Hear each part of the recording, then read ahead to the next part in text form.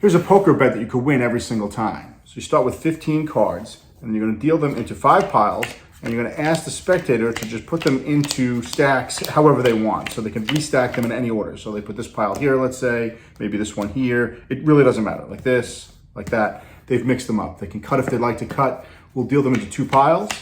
And again, they can select which pile goes on top of which other pile. So let's just say they choose this one to go here. Again, doesn't matter. We can do it again if they want to. So we can do this as many times as they'd like. Let's just say they want us to do it there. Okay, they put this pile here. And we can give it a little mix, kind of like a shuffle, just trying to mix the cards up as much as possible. And we'll give it a cut. And then we're gonna deal into 3 piles. And I'm gonna tell them that even though they selected when to stop, which piles to put them in, how to shuffle these cards, I am sure that my poker hand is going to beat their poker hand. So the first person flips over their cards and they have a flush, looks like, flush to the ace. The second person flips their cards over. They have a flush diamonds, but to the queen, so they don't win. I have, well, not looking good, starting with a 2, but I also got 4 kings. What's great about this trick is that it's mostly self-working, and all you have to do is be able to track one of these 15 cards. So you'll first pick out 3 5-card hands of poker. Now, I like to use flushes because they're very easy to recognize at the end of the trick. For somebody who doesn't play poker much, they'll definitely know that all of the same suit, that's a good hand to have. But you could do straights or whatever you want, it doesn't matter.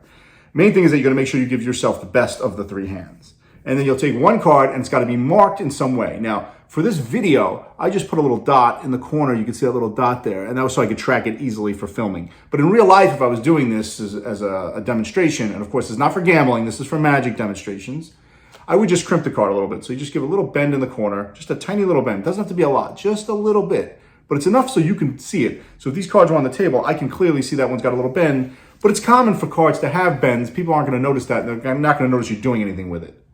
So that's all. So now you'll take your cards, and I'm going to put my marked card on top of my pile.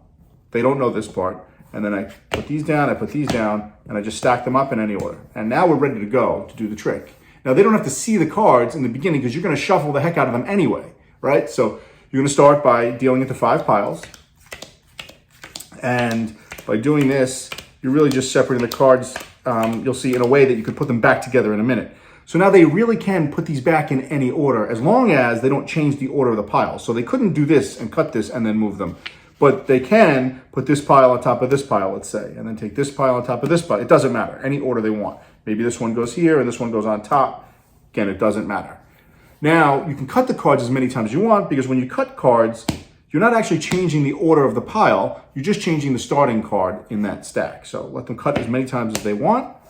And then we're going to deal into 2 piles. Now, by dealing into 2 piles, we're kind of reversing what we did when we dealt the 5 piles of 3. Now, I know it sounds confusing, but if you do it face up, you're going to see that it just works, that this is undoing what we did.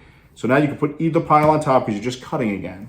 Now, the rest is just a bunch of cuts and fake shuffles, basically. So cuts are real, totally fine. You can do one of these cuts where you take some from here, and then you take some from the bottom when you lift it here, and you put some from the top there, some from the bottom here, and you put these back under there. Now, what I just did looked confusing. Maybe it looked like a shuffle, but if you watch it back, you'll see I just cut the cards in a different way. I didn't actually do anything different.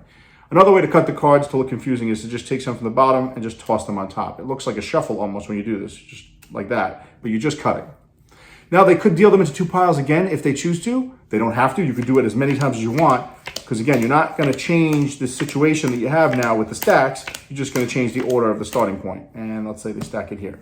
Now, here's the only slight that you have to do in this trick to make it work is that you have to find your marked card and just put it to the bottom of the deck. So you're going to cut that to the bottom. So what I'll do is I'll scroll through and I'll show them. And I can do this very easily by talking to them like, look, these cards are pretty mixed up now. And all I did right there was I got to my card. I see where it is. It's right here. I can see the marking, but you can see the crimp too. And I'm just going to move it to the bottom. So in real performance, it would look like this. Look, you shuffled these cards. You cut them. You mix them up as much as you want. These things are all mixed up. And by doing that, I've now reset the stack to an order that it's going to play perfectly. Now, it's not the exact original order it was in. Let me be clear. If you had these set up as 1, 2, 3, 4, 5 in that first hand, it may come up as 5, 3, 2, 1, 4. It's not going to be the exact order, but the piles of 5 have stayed together now. So when you deal these piles, you are absolutely going to get the last card because you just cut it to the bottom of the deck, of course.